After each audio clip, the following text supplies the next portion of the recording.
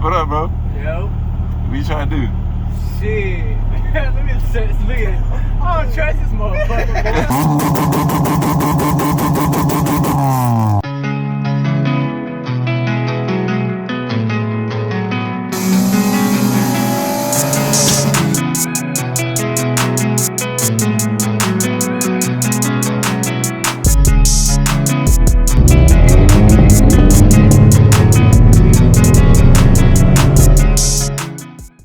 So what I'm gonna do right now, guys, is attempt to bleed this thing. A couple of people, I'm sort of concerned, but I'm leaving it up to, it's got major air pockets in it, but a couple of people were saying something about the steam coming out of the upper hose attachment here when I didn't have the hose on, and they were saying it seems like a bad head gasket. It could be, guys, but I just put about a jug and a half of water in here, and now I'm about to crack the bleeder screw on the thermostat here. Major bubbles there. Let all them air pockets get out. See it sputtering? Get all of the air pockets. Little sputters here and there. Let it drain a minute. It's just water, so it won't hurt anything. That might be good. Then we'll tighten it back down. That's good to go. Now, we can attempt to start this thing up. I know from my last HTB that HTBs are notoriously hard to bleed. They might be harder than a K series, honestly, because of how low the radiator sits in comparison to the rest of the motor. So you have to have it jacked way up, which I got it maxed out here. And I also have this little cup, so this should help bring the max height up a lot, and it should help with bleeding.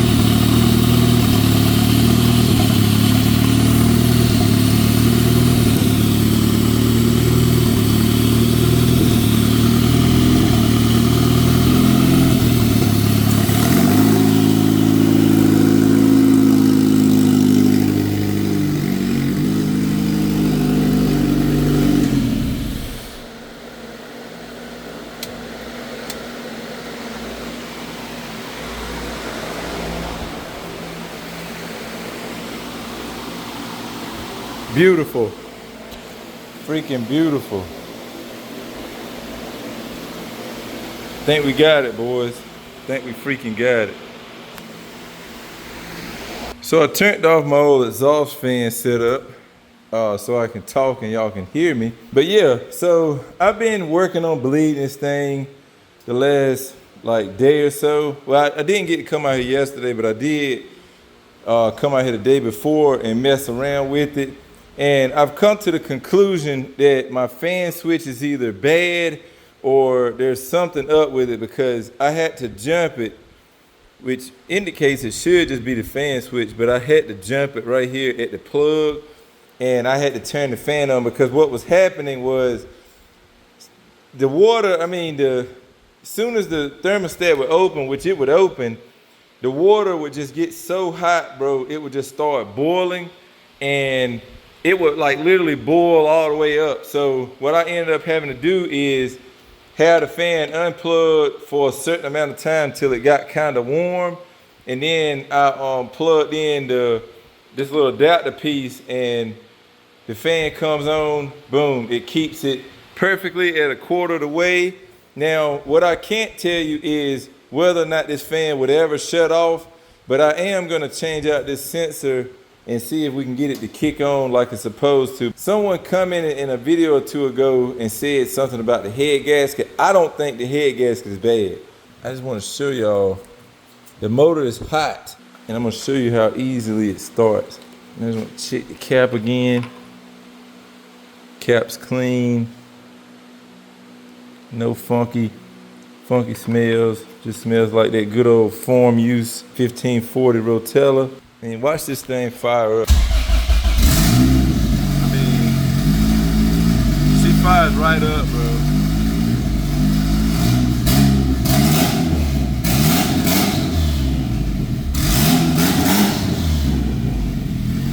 This thing gonna be a beast. This thing gonna be a freaking beast, bro. But yeah, I think we're good. Off camera, I went ahead and cut open the old soda can, so you already know what that means. We blocked off the IAC completely, so now I don't have that thing causing a giant air leak anymore.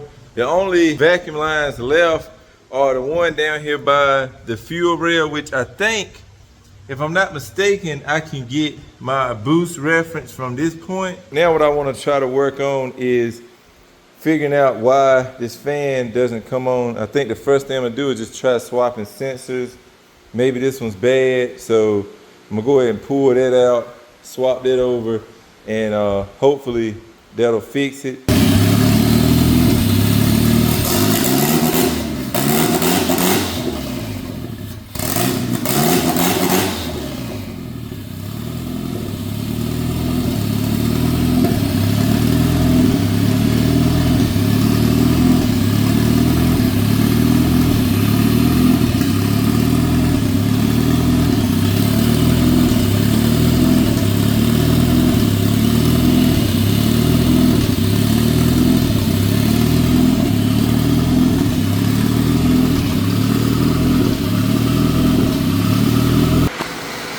So guys, I changed out the sensor. This is the one that was in the car. Honestly, it doesn't look hurt. I threw another one in there. It didn't help it. So I'm gonna have to look into that a little bit more. What I might end up doing is just leaving it like this. Just make sure I put a wire to it to jump it when I do move it, because I'm still not driving. I'm not driving this thing until it's fully tuned. I'm not going down the highway with the charge pipe off. I'm not doing none of that. I want this thing dyno tuned off the rip before I ever experience it, because when I do get to experience it, I want it to be at its full potential. I don't want any kinks or issues. So what I'm gonna do is I'm just gonna leave it like it is for now. So guys, today is Thursday. It's now the next day after the last few clips you saw. And a couple of more items have come in the mail for us. Here we have the clutch line. This is a braided clutch line that will replace our leaky unit hopefully this works. This was just a simple eBay unit that I picked up. I think it was around 20 bucks or so. And it seems to have all of the little fittings and crush washers and everything. So seems to be pretty decent. We'll see though here in just a little bit. But yeah, I'm gonna be installing this hopefully, as well as our ECU is back.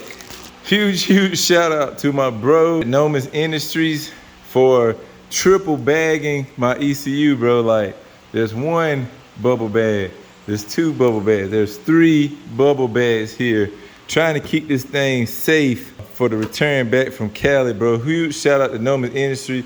If you don't know who this is, this guy is the freaking computer guru. He does it all, really.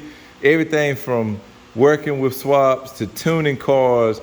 But what I like looking at him do most is work on these computers. Bro knows his stuff. He can fix any computer. He can tell you what's going on with your computer. This is the GOAT. And aside from having the brains to work on all these older ECUs that we use in our Hondas, he also sells a lot of cool products like coil on plug kits.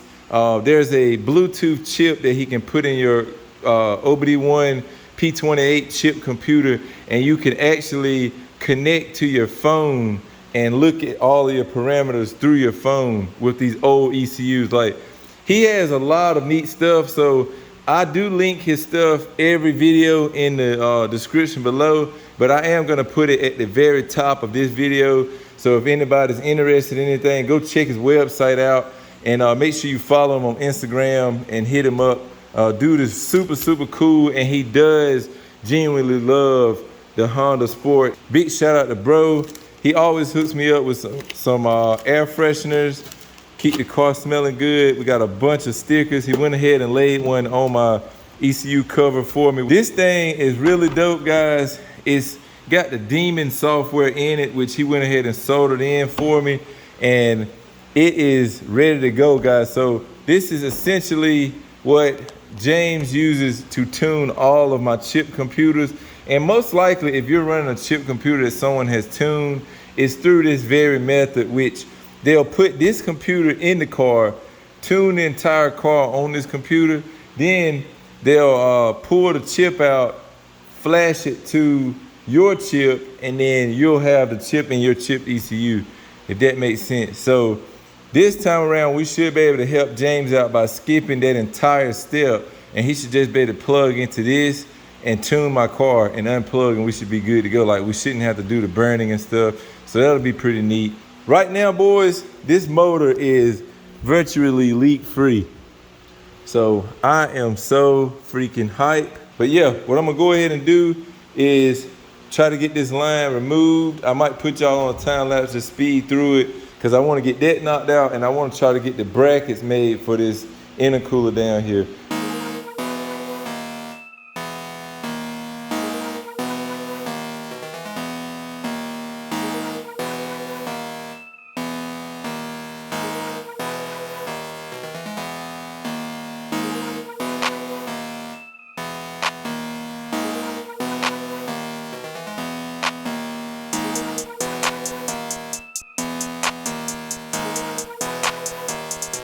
All right, finally, boys, got this freaking braided line in, and got the old one out over there. There's a pinhole in the back of that rubber line, which you can buy the rubber line, but the rubber line is almost as much as one of these braided units, and it looks pretty darn good. So that's all good to go now.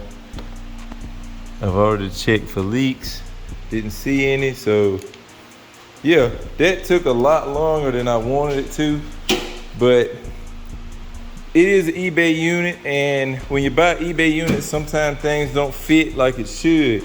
The problem I was having, the banjo bolt was way too long. Well, probably like a good 1/8 of an inch too long. So I had to shave it down to where when it actually started tightening, it would actually tighten to the banjo washers. And yeah, that took a little while because I had to perfect the thread pitch. Like I had to smooth it out on the edges to make it thread in without messing up the master cylinder. And just a bunch of trial and error. I would shave some, test fit it, it wouldn't work. So that's kind of what you saw me doing in that time lapse.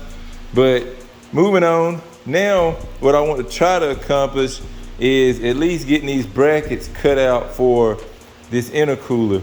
I think I also might need to do a little bit more clearancing on this little support that I have it on, because I don't know how tough intercoolers are, but it is under some pressure when I push it back like that, and I don't want it to like rub a hole into it or something. So I might come up here and just like cut this way a little bit and kind of notch it right to where this little edge won't be touching, because I think it's hitting just on these edges here.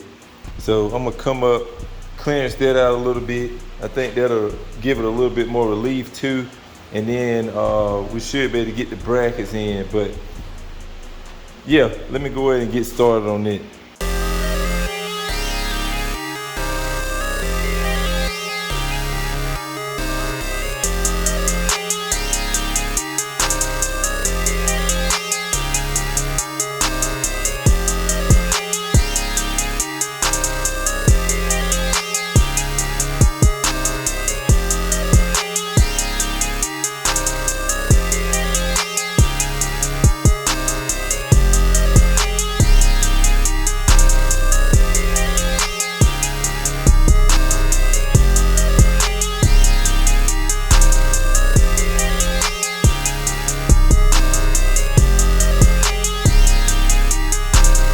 Okay guys, so this is where I'm at right now. I got the brackets fabbed up for the intercooler. Everything is fitting beautifully. I actually gained just a little bit of clearance where the alternator and the charge pipe goes right up under the alternator.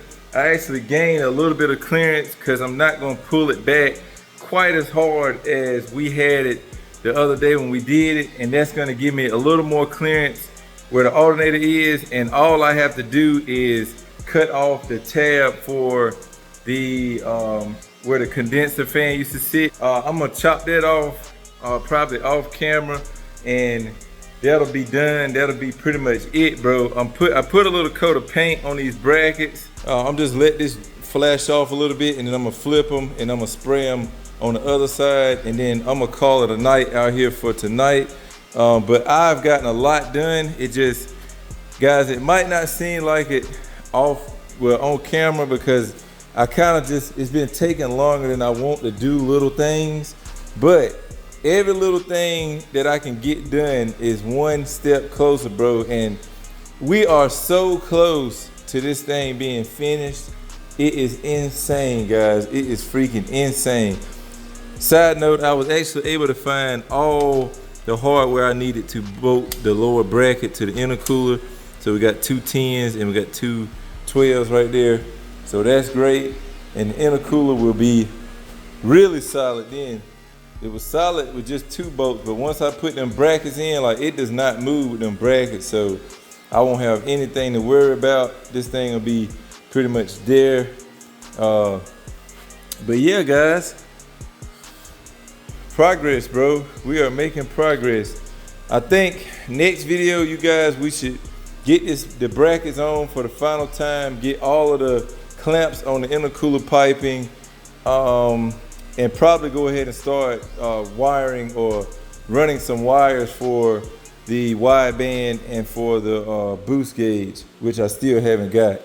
I also need to look one more time off camera to see if I have one of those V-band clamps for this wastegate dump. But it's just crazy. I should definitely have one, bro, because I got more wastegates than I've used these flanges. So there should be one somewhere. I might have checked the turbo card. There might be one laying in there.